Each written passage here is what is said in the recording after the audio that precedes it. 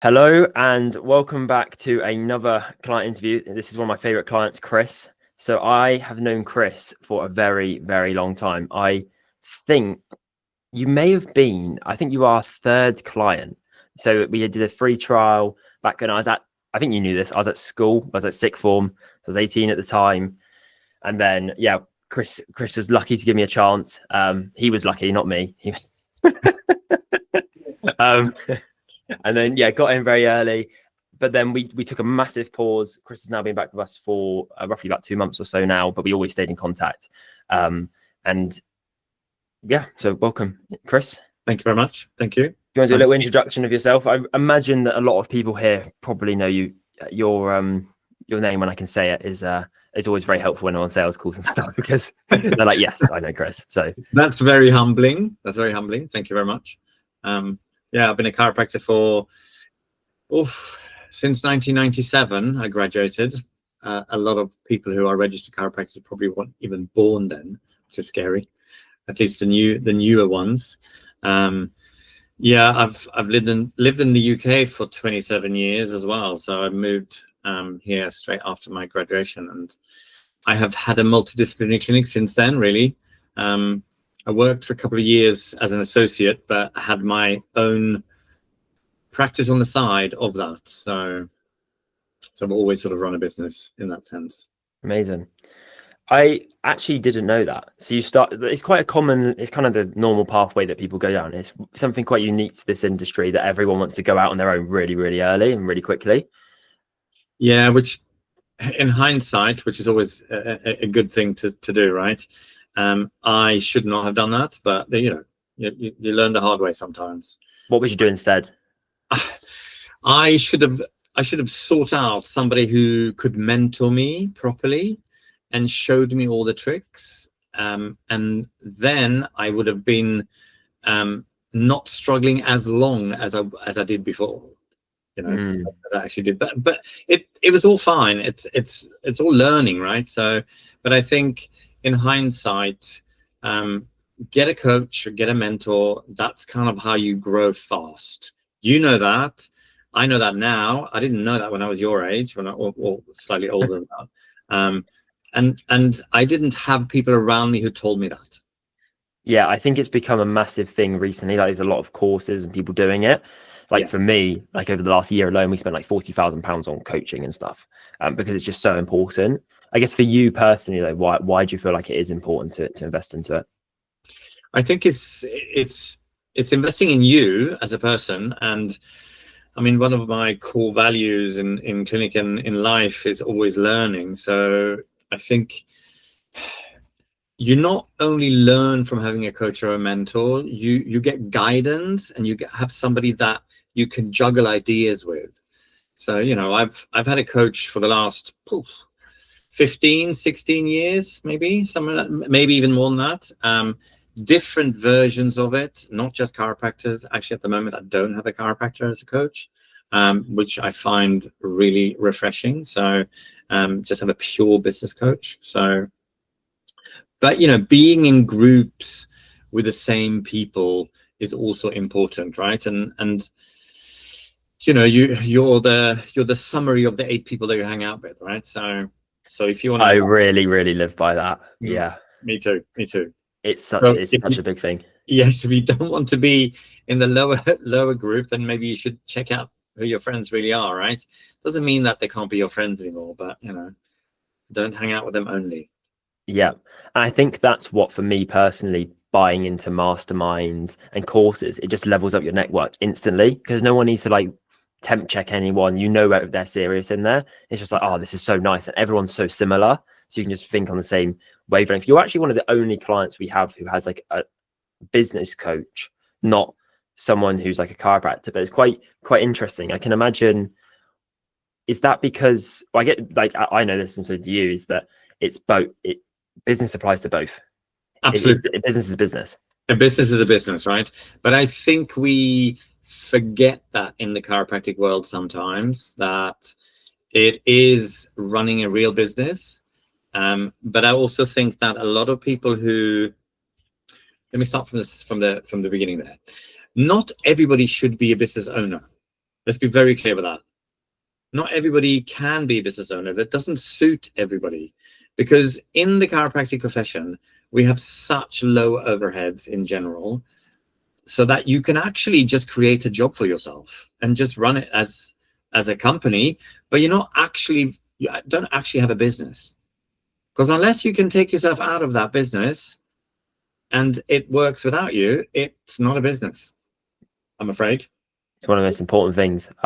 Yes. I know that Ryan's helped you a lot, and that's something he says, isn't it? It's like a profit-making enterprise that works without you. That's what and some people want to aspire to build that, but the process of building that is very, very, very painful.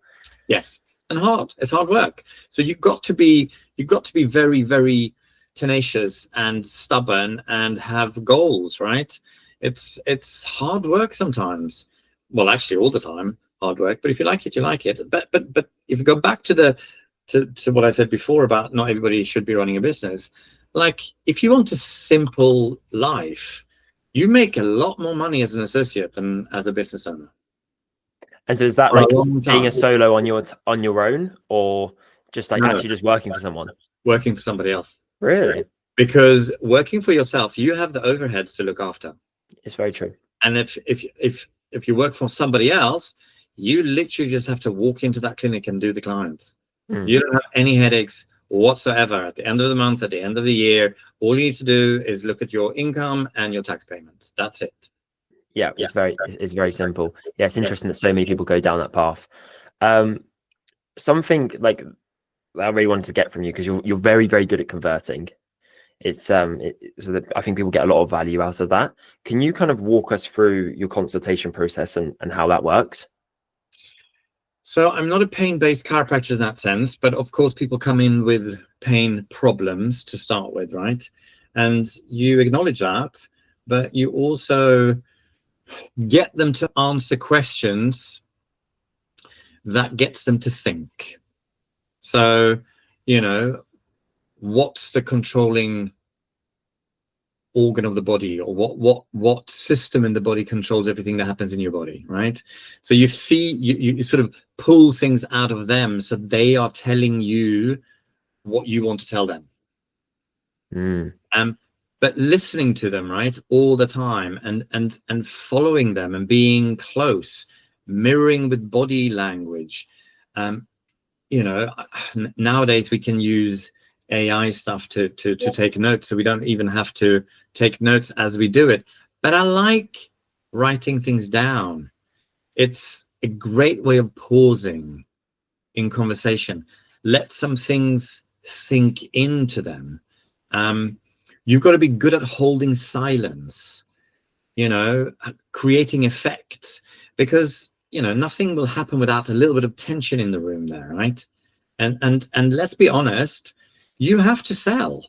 You have to sell. It's not a bad word, but for you to be able to get them to understand what you do, you've got to convince them first.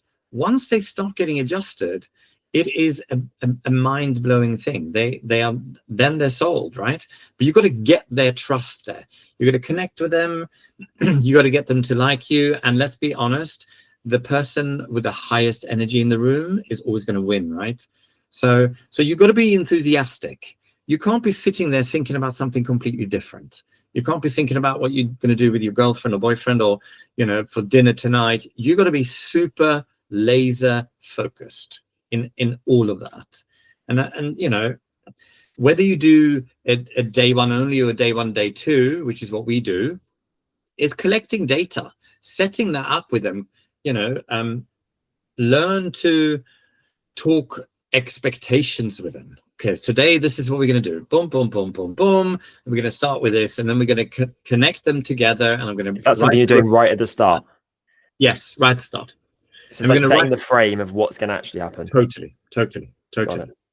Welcome them in. But it all starts from when they come into the clinic and they sit down. Like your CAs, if you have CAs, need to be on it. They need to be happy. They need to be smiley. They need to be saying hello. They need to be offer them water, coffee, teas, whatever it is that you do. They need to be hugged the second they move into the clinic, right? And you need to, even if you don't stop and say hi for them to start with, you give them a big smile when you go past, you pick up your papers and you go straight back to them and you look at them in the eye and you go, hi, my name is Dr. Kris. I'm here to help you today. I'm a chiropractor here at Senses Health. Let's go downstairs and start your session. Very interesting. You've got to be on it. Can you touch on something I never heard before? So as soon as they come in, they have to have a hug. No. They just need to feel hugged. Oh, right. Okay. Yeah. They need to feel hugged. I mean, we hug people in the clinic, but maybe not in the beginning. Yeah, I was going to say, it's interesting. I can imagine that they be maybe a bit divided. That's why I wanted to touch on it. But if you think about, they need to feel looked after. Okay, that's the hug. Got it. Right? Yeah, that makes sense. And then so you've come in, they've been warmly welcomed, and then you've come up, you've said who you are. You probably have quite a professional frame, I assume. You're acting very professional. You've introduced yourself. You take them downstairs. What goes on after that? Well, firstly, I let them walk ahead of me, and that is not for politeness. That is to observe them. So even when they're sitting there, I've already have a vision of what is going on in their bodies. You can read people by their posture, right? So the examination starts up there. I might be even adjusting in the adjusting area, and I can see them when they come in and sit down, but I don't acknowledge them. But my awareness is there, right? So we come into the room. I now have prepared myself for what they do, what the issues are, like the personal stuff. And I ask them questions about their life. It's not about where their pain is to start with. I mean, I know this is going to sound really weird, but I don't really care about that so much. I mean, I don't want people to be in pain, don't get me wrong, but that's not the most important thing there. The most important thing is to connect with them and ask them personal questions and about what they do, right? Like if they're a teacher, ask them about that. Oh my God, that's really exciting. What are you teaching? What subjects? You get to know a lot about them already in what they do. How you are going to present certain facts to them. How are you going to present your report of findings to them? Whether they're a person who likes a story, whether they are a person who likes to be bullet pointed with facts, like most of the business owners are very high D's in the disc hierarchy, right? But that's not for everyone. So I have to then switch from how I want things to be delivered to how they want it to be delivered. So you're thinking about how you're going to present the care plan. In that early stage. Everything. How I present things about the body to them, right? Because part of my day one is an education process of why they are in pain and where it's coming from, and that the pain is only an alarm system from the body to the brain, and it's an uncomfortable one, but it's a brilliant one.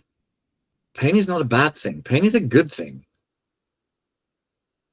And I use language that probably not that many other chiropractic clinics use, because we're so set in the medical paradigm about pain is bad. If you don't have pain, then don't come to see us, right? That's not where I am at all. So does that make sense? Yeah, definitely. It's very interesting. So I guess what is like the key main thing then that you're trying to, so I assume like with me personally as doing sales, I'm trying to break beliefs and objections in that early phase. How do you go about that process without it, because it is sales, but you're doing what I like to call pull sales. You're pulling people in by asking them strategic questions. Yes. Which is very interesting, because I did an interview with Lydia, and I do sales for myself, and it's also similar. It's similar to how you have a business coach. It's so similar, but can you kind of talk me how you do? So it is pulling them in with that, and it's also then tying their problem to the nervous system, right? Because that's what we actually work with. We work with the nervous system always. The nervous system is the controlling and regulating system of the body, right? And if we have interference there, whatever you want to call it, I'm old school, I call it subluxation, then something is not going to be working 100%. And that's how I tie things back to their pain, right? Some people are read up on what's going on and why, some people aren't, but you gotta show them. It's a show and tell thing. And the whole exam is a show and tell. We do loads of things that people probably don't do. Some of the vagus nerve chiropractors do what we do as well, but balance and we use kinesiology testing to check the sort of nerve flow, if you like, or the muscle response, if you like. We call it adaptive neurokinetics. But I measure subluxations, but I also measure strength, pulse oxygen, sensory things, standing on one leg, marching on the spot with your eyes closed, walking on a line with your eyes open, eyes closed. So everything is checking how fast the signals are going through from your brain out to the body and back again. And how, when you're doing this, are you making it so that they also know that there's a problem, not just you? Or is it just so blatantly obvious? So blimmin' obvious.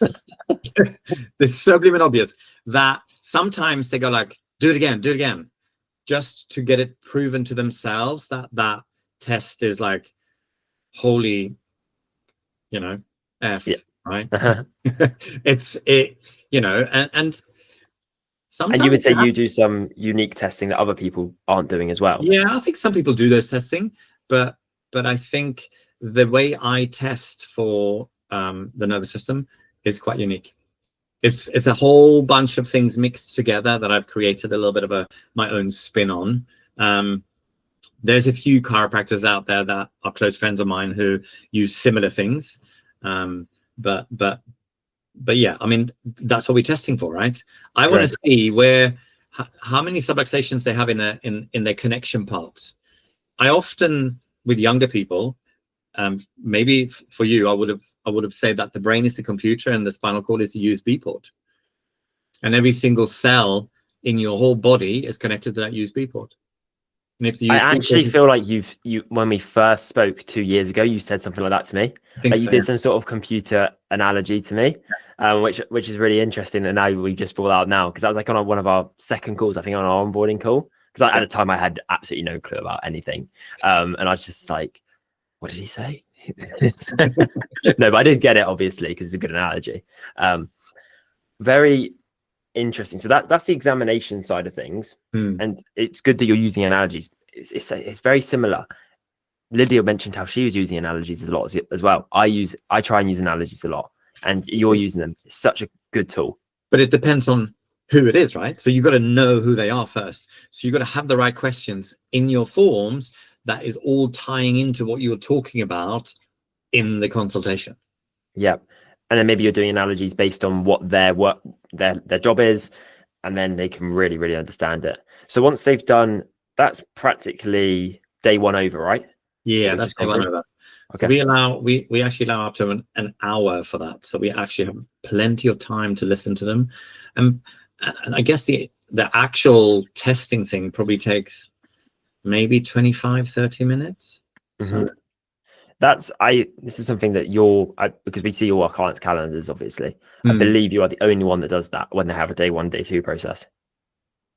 But maybe it's a success leaves clues. So maybe that's one of the reasons why your conversion is good. I think I don't like to stress people, and I don't like them to feel that they don't have enough time. I don't spend an hour very often, but some of the associates do, because they might not. So when you're saying about stress, are you saying it about your team or the patient or both? No, the person that's in front of you. Okay. And I don't want anybody to feel rushed, right? That's not cool. Because that's what happens out there in the other paradigm, right? They got 10 minutes, you can only talk about one thing and you're out. Right? So then talk me through your day two process, because that day one is always the foundation. If you don't do that right, then it's all gone. You can't build a foundation. It's all the data. It's all the data collection, right? So, but you've got a lot of data from the form already filled in. We've got a 5-page form. It's a long form, and with all those other testing, they should be creating quite a good picture of what's going on, right? And then we have a folder. I like to give people things. People like to have things in their hand and not just look at a screen. So we have a folder. It's nicely designed. We have a nervous system chart where we mark where the less than 100% function is, where the subluxations are. And we also have a form where we put our findings, sort of. We do atlas temperature, we could do grip strength with marching test, balance, right and left, heel toe walk, eyes shut, eyes open. We do, did I say the marching test already? I think so. Yep. There's a few more, I can't remember them now. But it's literally 6 or 7 tests that we do all the time, and we just follow that. We have got a little thing that we follow that's in the clinic room. So all of that is in the report, plus the posture screen. That's the one we do too. Bilateral scales we do too. So and then we start with showing them what is a good posture, a healthy posture, and then we show them their posture. And then we start by looking at the spinal cord and what is a healthy spinal cord and what they look like. And then we put the posture and the spinal cord together and show them, can you see, here's the curve there. This is where your subluxations are in that part, and this is where the subluxations are in this part. And then, of course, we add then grip tests, pulse oxygen, blood pressure, atlas temperature, the whole shebang with the marching and the balance and the heel toe walk on top of that. So then they have a picture of what they can't do. And I think the most obvious things are the balance and the heel toe walk. Everybody thinks it's going to be super easy. So not easy. So not easy. Most people fail on step 1 and step 2 with their eyes shut. And we do 6 steps. It's not like far, right? So, yep. So that's the presentation. And then you again ask questions about, you already know what they want to do, right? So you've asked that in the first one, so you already know that they want to do. So then asking, is this something that you want to go ahead with? And then there's just a normal sales thing. So you've got a few options. You got this option, you got that option, or you got this option. Always when you talk to them, start with the one where you do nothing. And then you have the one that you've got a slow process. This is going to take longer than expected. Or we have the fastest route with the phase 1, which is normally what we talk about in the ROF, right? But it's about giving them a perspective forward and then pulling it back. So the whole process here might be taking, a healing process might be taking 12 to 18 months in the real world if somebody has been going with pain for 20 years, right? But we're only going to talk about the first 3 to 4 months today. Got it. And in my opinion, most chiropractors, I would probably say 95% of the chiropractors are always underestimate how long healing is going to take, and are not recommending the real proper care. Wow, very, very interesting perspective. So why is that then? Because we're scared. We're scared of what people would think. Like, how long does a fracture take to heal? Well, somewhere between 4 and 8 weeks, right? But that's the fracture. That's the fracture of the inside. Is the rest of the leg properly healed and ready to work again? Not really, right? There's a whole system there. But we are so tuned in, or persuaded about that's the time, right? So we are scared of people going, oh, he's talking crazy, this person, right? And then maybe they're really just trying to sell me, make money. Exactly. There. But if you've got proof, if you've got real articles about it and how long healing actually takes, then you can show them. And then, so you mentioned those like 3 options you have. Is that because I know, well, I'm not sure exactly how many care plans you're at, how many sessions you're usually doing, but then are you giving them 3 options as well? It's like how many sessions they can come in for? Yeah, can you talk me through that? Because we only talk about the phase 1, right? So phase 1 is bringing the power back up, right? Or lowering the symptoms, right? That's phase 1. Your house is on fire. We need to put the fire out. Phase 2 is rebuilding what the fire has destroyed, i.e. stabilize the position that we have created from the first part. That's a slower one, that's a longer one. So the phase 1 is anything from 3 to 4 months, sometimes 5, depending on how the body reacts. Not me deciding how long that's going to be. It's their body's reactions and the measurements that we use all the time. So every 12th visit, we measure, check all the tests again, and see what's happened. Right. And so, on average, with you, what's the sort of average care plan you're going with? It varies. It varies. But if I do an average thing, we probably do a minimum of twice a week for 12 weeks. Yeah. So it varies. So young people can go. You can go a bit faster. You can do 2 or 3 times a week. Slightly older people like myself, we have to go slower because we adapt slightly slower than others. But it depends on who they are. Depends on what type of body it is and what they've done in the past. But that's kind of the. So for ease, we can say twice a week for 12 weeks, and we do once a week for 12, once a fortnight for 12. So the whole process is a long process. Yeah, and they know. It seems like they know that from early on. Yeah, absolutely. And then I was going to go into about the maintenance, but actually I want to ask you this, because you mentioned that you give them the plan and they have those 3 options, which seems like a real cornerstone of what you're doing. What if they're telling you, okay, yeah, thank you for all this, it's been amazing, I'm just going to go have a chat with my husband, or I'm going to go and have a little think about it? What are you doing in that situation? Well, there's loads of easy ways of asking the straightforward question, but without being confrontational. So using things like, just out of curiosity, what is it that you need to think about? Or just out of curiosity, what do you think that your husband or wife is going to say about this? And if they still push back, then I ask them if I could give them a call and talk to them on the phone together. And that's something that I really love what you just said there, is like, what do you think your husband or wife is going to say? Because most likely what they're going to tell you is what they're thinking. So then you can just explain it to them and go through it with them. And then usually then you've handled the objection, which is, and I guess probably, what are you trying to get partners into second sessions usually? I don't anymore. We live in London, right? It's Yeah. not going to happen. It's just not going to happen. But telephone calls are good.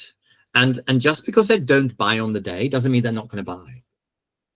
So it's not like buy now or get out and not come back, right? That's not. Some people take time to make a decision, and that's absolutely fine. But don't get them to call you. You call them.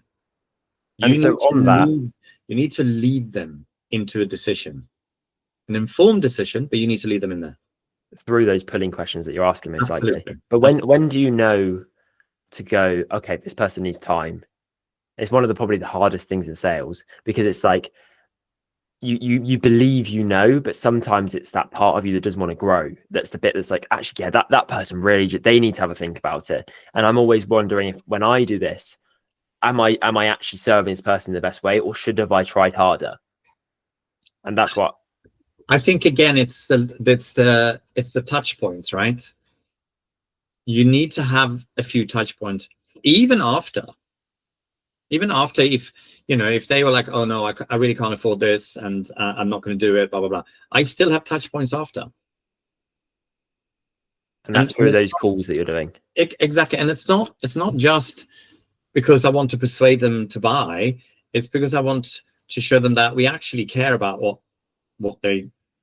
how they feel and what they do, right? That's why I think that's how you have to be a good human being. You have to care. And I think that probably a lot of people could get caught up. I want to really exaggerate this to other people, is that maybe you aren't caring as much because you're not following up. It's not like you're caring more because you're not following up. No, you're not putting the effort in to really change this person's life. You're not being beggy or pushy or anything. It's your bloody duty to try and help them best you can, right? I I've had a day one and day two, and almost a year after they've come back. You know, Always so keeping the door open. I'm ready. You know, people aren't ready quickly. But back to your question, it sort of comes across during both them filling in the forms.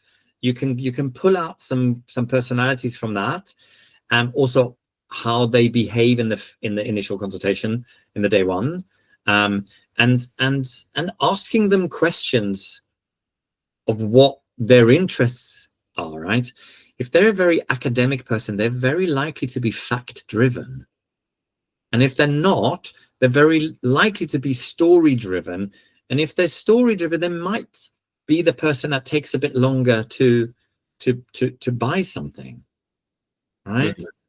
You can look at, you can talk about their clothes, you can talk about their outfits, you can talk about their hair. You can sort of see if they've just done their hair, they're probably, you know, happy to spend a bit of money on themselves, and that's a good level of expectations for you, or how to deal with that. And yeah, it's a whole picture of who they are in front of you, right? It's probably one of the answers that no one wants to hear, but it does take a little bit of time. You have to really develop emotional intelligence to know when to do this, and when to really try and pull that person in. We never really want to push people, especially in what you do. I can get away with it a little bit more with what we offer, but maybe not with what you do. So you really want to pull them, but yeah, you have less leeway. So I think it definitely comes with time. But using the right language is super important. And one of my favorite books at the moment, well, there's a few favorite books, but at the moment is Exactly What to Say. And it is bringing up things like I said before, right? Just out of curiosity. And, you know, saying things like, this chiropractic thing might not be for you, but are you willing to hear what we can do for you? I love that, because it's like the radical authenticity. And then like the word but, I hate using the word but in sales, but the way you just used it is absolutely perfect, because you're exaggerating the negative. Yes. Whereas if you say, I completely understand you, but this, then you just cross out what you have just said before it. Exactly. That's how it's clever. Right? That's how it's really clever. And us humans, we get curious. Why does he think that's not for me? Right? And this is absolutely not me. This is totally from the book. But also another favorite book that people need to read over and over and over again is Kris Voss, Never Split the Difference. And what's that one about? He was a hostage negotiator in America. That's a very good negotiation. The way that he uses language to pull people in to his level to then get them out or in for, you know, for whatever scary situation they were in. So it's about connection, basically. Yeah. And that seems like something you're very good at. It's connecting with the patient. And then when they know, like, and trust you, which is like the three main things you need, then it makes it very, very easy. You touched on earlier, and this is something I would say you're our best client at this, is reactivations. And how important that is. Could you touch on that a little bit? And then I know that you're a very busy man, so we are going to have to wrap up soon. Unfortunately, I didn't even get to go on to hiring yet. So we're still in sales, but it's been amazing. I mean, the reactivations are important because they're your low-hanging fruit. Like, they've already been your client. They already are your client. So you don't have to persuade them anymore, right? You don't have to convince them that what you do is good, because they already know that. So, you know, you gotta lead people in from, I don't like to use acute care, but from the phase 1 to the phase 2 to the phase 3, right? Which is, you know, fire in the house, rebuilding, and then maintaining the house, preventing it from going back, keeping a buffer, right, from the pain line up to where your real true health is, right? So the reactivations are important because they are the most valuable people that you already have in your list, right? Just getting new, and having a leaky bucket is going to burn you out very quickly. You've already paid for these patients. So that's if anyone doesn't know what reactivation is, it's just someone who's come into the clinic and hasn't been in before, who hasn't come in again. So maybe it might be in like 2 months. So we set up some automations for this to help with that. But you guys are also very, very good at calling the people, and you have a good incentive scheme, which you probably don't have enough time to touch on annoyingly. No, we can do that. Yeah, but it is important. That is, and if you're not doing that, you're missing a massive easy trick to get busier. Yeah, but it's one of those pieces of work that's so easy, but you have so much resistance towards doing it, because it's probably going to be that one thing that's going to grow you the most, and that's usually like. But you never sell to those people. You don't have to sell. You just go, hi, this is Dr. Kris. I'm just calling to see how you're doing. It's been a long time since you've been in. I just wanted to touch base and see if there's anything I could help you with. That's it. Boom, done.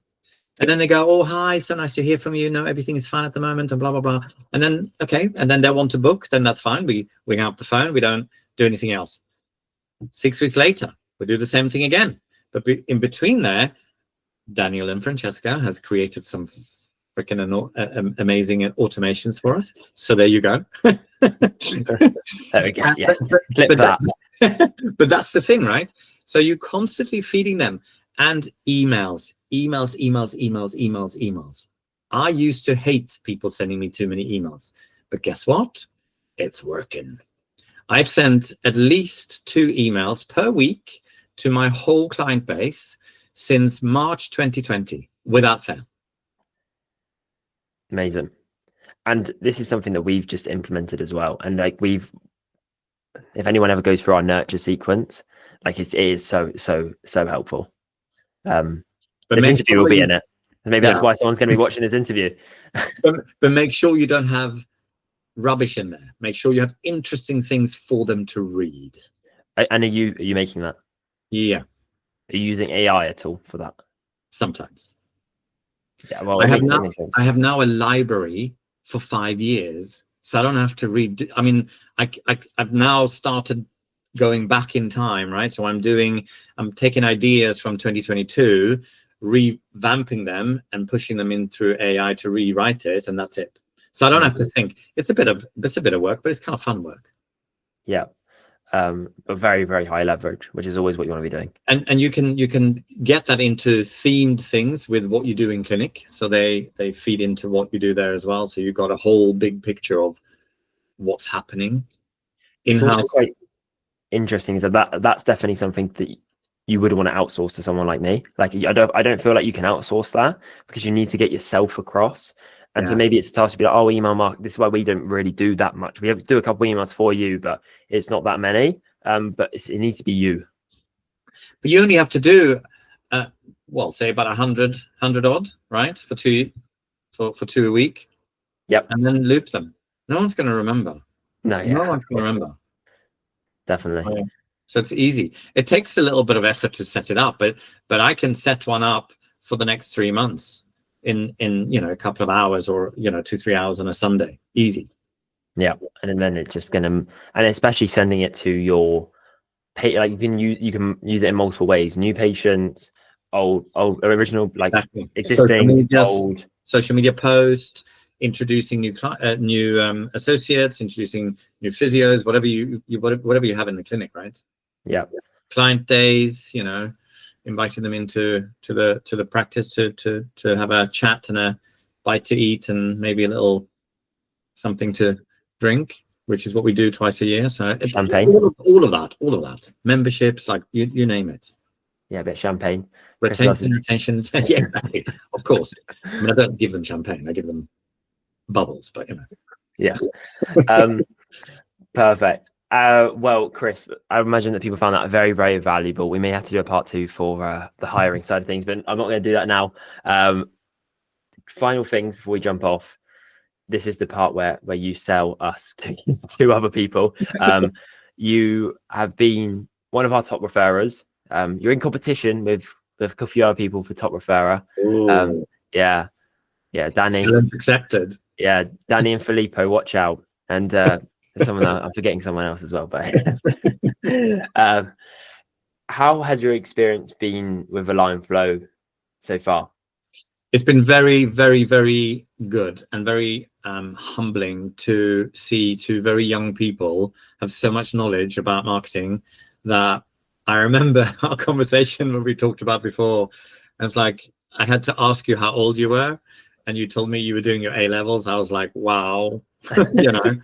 But no, it's been really, really good, and I'm very impressed with a lot of the sequences that your guys are doing that feeds back into your information channels, right? Did that person come? Did they buy? Feeding that back into the system, that I'm impressed with massively. And over the couple of months that we've been, it's been growing and growing and growing, right? And I know we're going to turn up the volume a little bit with ad spend, and it's going to be even more lucrative in that sense, right? Yeah, you really, on that first call, you kind of changed my mindset a lot, actually, because you were like to me, oh my gosh, this is free. You should be charging 2K a month for this. I was like, really? Yeah, you see? Yeah. Which is, it was really, really, really good times. And what would you say to someone who's considering working with us, but maybe it's a little bit unsure? They're having a little think about it. Just do it. You have nothing to lose. That's the thing. You can either get more clients or you can get more clients. It's only those two options. Well, it's true though, isn't it? Then, you know, if they don't have, or if they want more clients to start with without you, it can only go one way. It can only go one way. And you have to spend to get. You can pay with time or money. You have to pay to acquire clients. It's just that simple, right? That's amazing. Business. Well, Kris, it's an honor to be able to share some presence with you. The people you're around you become very lucky to be around you. Have you got any final words? Just get a coach, man. Get a coach. And get a marketing guy. Don't forget that. Oh yeah, that's fine. And go with Daniel and Francesca. Get a coach. Get a coach. There's plenty of us out there who are willing to help the new generation to thrive, because we need to. If anyone, I think you do a little bit of coaching, right, Kris? Yeah. So if anyone needs a coach, there he is. Thank you. Boom. Thank you, Kris. Appreciate it. Brilliant.